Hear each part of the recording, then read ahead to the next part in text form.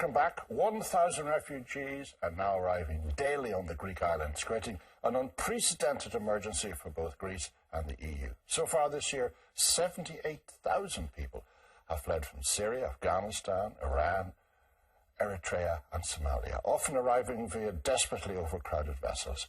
Ireland has agreed to relocate 600 people over the next 2 years on top of the previous commitment of 520. But is it enough? Joining me now is Brian Kilran of the Immigrant Council of Ireland, and Ted Neville from Identity Ireland, and Pat Rabbitte, Labour Party TD, is still with us. When you started out in this business, nothing looked like this in the Immigrant Council of Ireland. I've been working with the Immigrant Council since 2004, and when I got involved in the work, at that time, it was still the kind of early enough stages of the Celtic Tiger growing and Irish economy growing up. A lot of it was about work permits and green cards, so it was about filling labour shortages within the Irish economy. There was a certain amount of asylum protection issues going on, but a lot of it was about a growing economy. And then in 2004, of course, when Europe grew and the 10 accession states came in, a lot of it was about EU migration and taking over that labour migration. What are we looking at now? I guess in terms of migration generally, in a sense of kind of how global migration is looking, and within Europe, we're looking at a situation where some economic migration is slowing down because there's job shortages in every area, but there are still skill shortages in certain areas, like in Ireland in the health sector, in the IT sector. I'm talking about the Mediterranean, talking about 500,000 people currently in Libya waiting to come.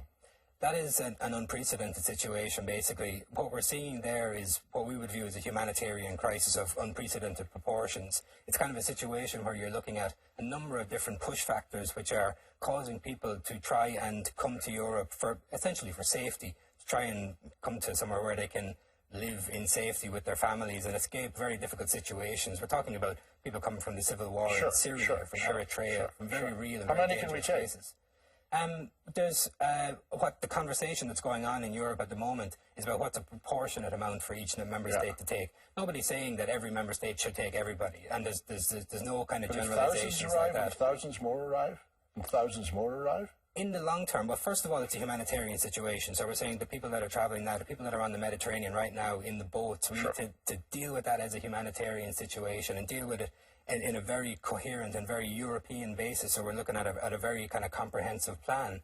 But in the long term, as you say, when the push factors that exist continue to exist, there is a question that Europe has to face, is how we deal with this in the long term. And how do we deal with it? We have to stop it, do we not?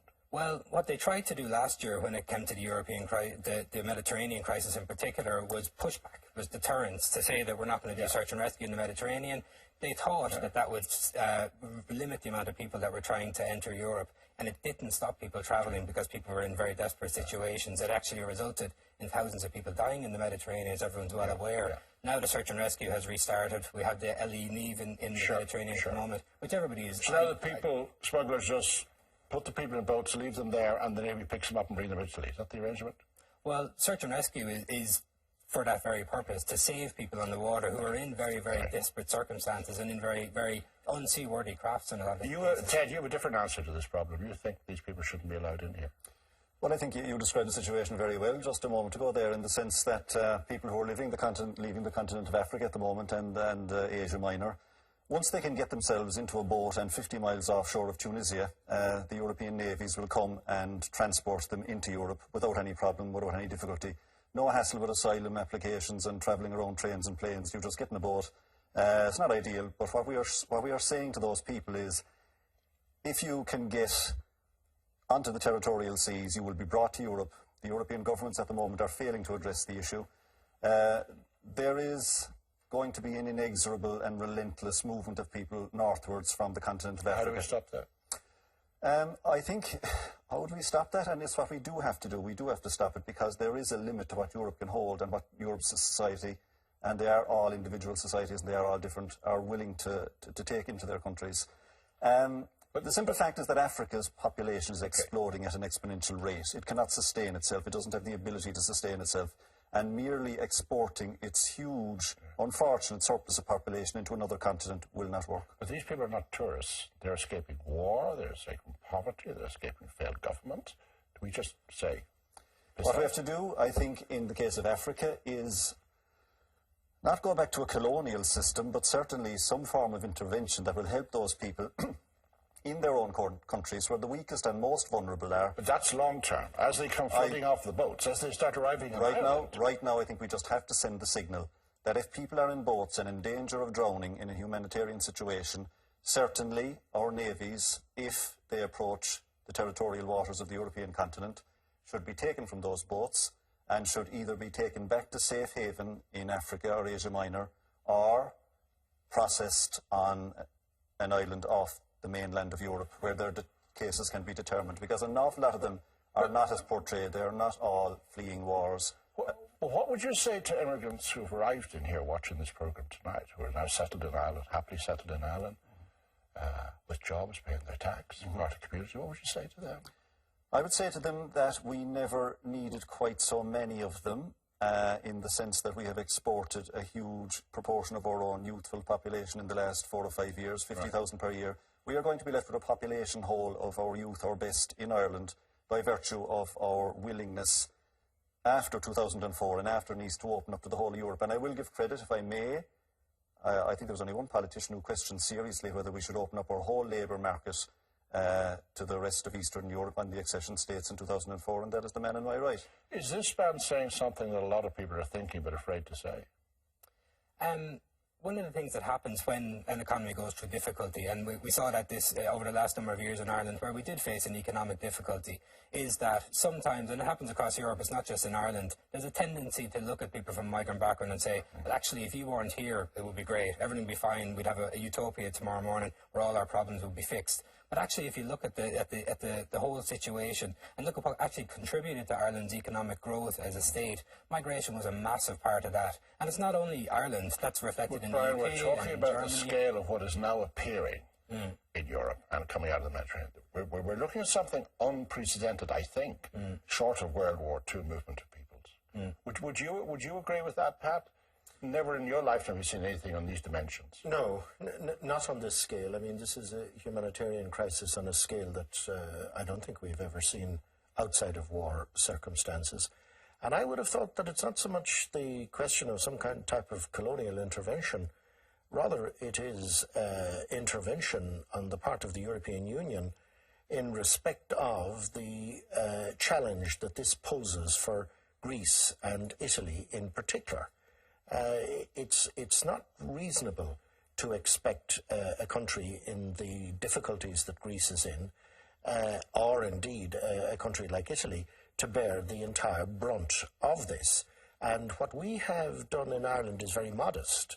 I mean, if we're talking about this particular issue, it's very modest indeed. And, you know, we are constrained. I mean, we've 4,500 people in direct provision already, and even the 600 of them who have had leave to remain in Ireland can't get out of direct provision because the housing accommodation is not there. But are you not concerned that of all the organisations that deal with this crisis, the one least gifted to do it is the European Union, because they can't agree on it? The ministers even can't agree on the number of refugees to take. And meanwhile, they're pouring in and pouring in and pouring in. Francis Fitzgerald said they're coming across the border from the north when they've expired their one-year visa in the UK.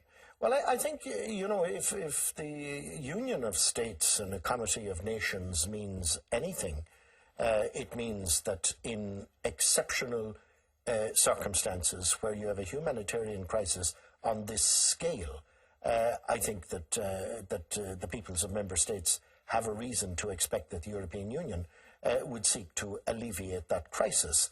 Now, they are doing that in so much as the rescue operations are obviously saving people's lives, but I think it is unfair to expect that two countries that I've mentioned can take the brunt of it. And Ted, you've launched Identity Ireland.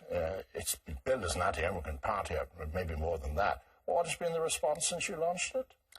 Well, I wouldn't label it as an anti-immigrant party. It's more than that, and there are other issues about which we are concerned. The whole situation in Europe and Ireland's relationship with it in general is one of our concerns also.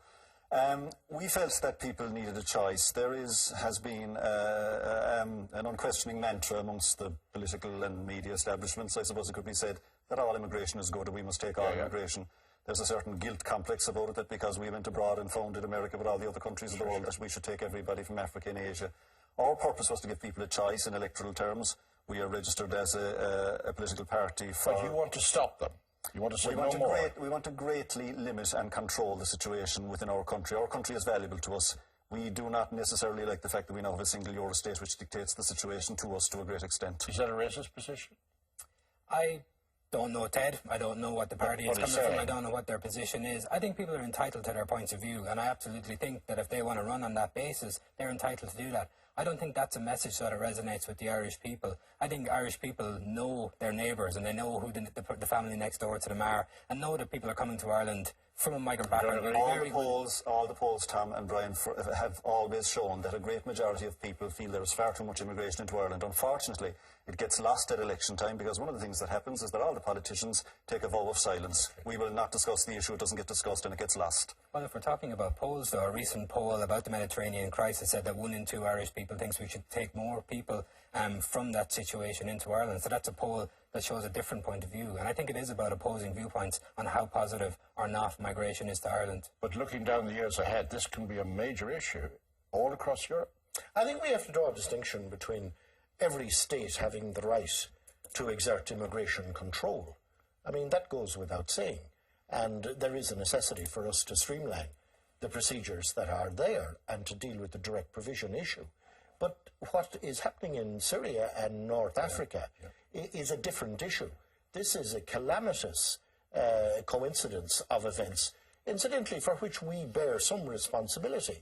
I mean, Mr. Blair and Mr. Bush and the countries that joined with them have left a legacy behind that has undoubtedly made the situation immeasurably worse. Gentlemen, thank you very much. That's a conversation I think is going to continue in the months and years ahead. After the break, actress Lisa Dwyer on Samuel Beckett's role.